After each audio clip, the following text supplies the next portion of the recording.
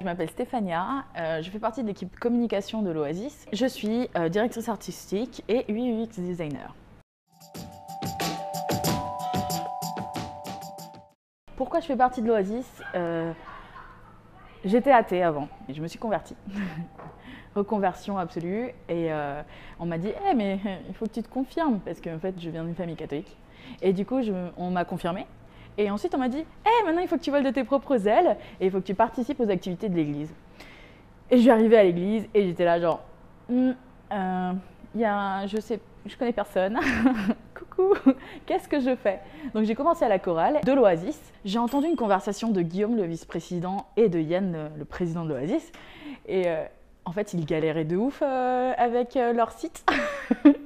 Et du coup, j'ai fait coucou, est-ce que vous avez besoin d'aide? Parce qu'en fait, c'est mon métier.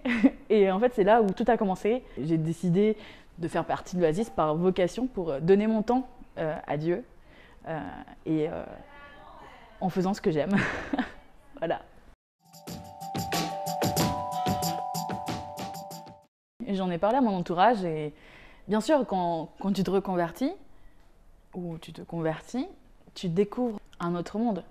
Et quand tu découvres un truc extraordinaire, qu'est-ce que tu as envie de faire? Le partager. Donc c'est une des premières choses que j'ai fait. Enfin, quand j'avais des doutes, quand j'ai commencé à dire en fait je vais prendre ce chemin-là, j'ai commencé à en parler à mes amis. Il y en a beaucoup qui l'ont un peu mal pris parce que j'en ai certains qui ont vraiment super bien réagi et qui m'ont accompagnée.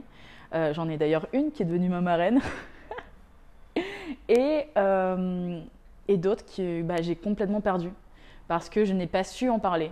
J'ai essayé d'expliquer pourquoi j'avais pris ce chemin-là, pourquoi j'avais décidé d'aimer Dieu et de lui donner mon temps et d'être catholique en fait et de le servir. J'ai pas su en parler. Bien évidemment, quand tu sais pas parler de quelque chose, tu es maladroit, tu sais pas comment faire sortir les gens de leurs stéréotypes, parce que souvent on dit catho, on dit je sais que tu as coupé, mais on dit coincé du cul. on dit gens relous, on dit œillère, on dit machin, mais en fait c'est tellement plus que ça que c'est dommage de ne pas être formé et de ne pas savoir en parler en fait. Donc oui, j'en ai parlé autour de moi.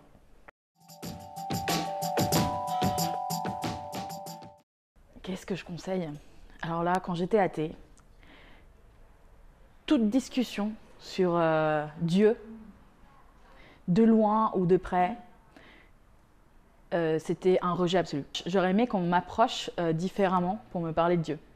Et en fait, je me suis rendu compte qu'il existe des formations pour justement parler de Dieu, de l'Église, de comment vivre sa foi, de plein de choses. Ça s'appelle de l'apologétique. Le diocèse propose des formations sur, je pense que d'évangélisation aussi, je ne me rappelle plus des autres, mais il y a aussi, moi, celle qui m'a le plus tilté, c'est l'apologétique. En fait, je me suis dit, comment faire en sorte de parler de Dieu, de parler de l'existence de Dieu à des gens comme moi avant. Et comme en fait, je sais comment on se sent quand on a ce rejet-là, je sais quel genre de pincettes utiliser, on va dire, pour aborder le sujet, pour pas qu'on me rejette. Quand tu regardes un film trop stylé, tu as envie de le partager, de raconter l'histoire et de le dire au monde entier. Et là, c'est pareil. Tu as Dieu devant toi, il est extraordinaire. Et qu'est-ce que tu as envie de faire? C'est de partager la bonne parole, en fait. Et donc, vouloir en parler, c'est pas ça le problème. Moi, ce que je conseille, c'est vraiment de penser à écouter l'autre et à vraiment se former pour savoir en parler. Voilà, c'est tout. Forme-toi et parle de Dieu, c'est stylé. Voilà.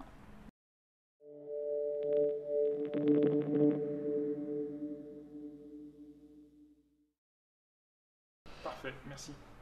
Ouais.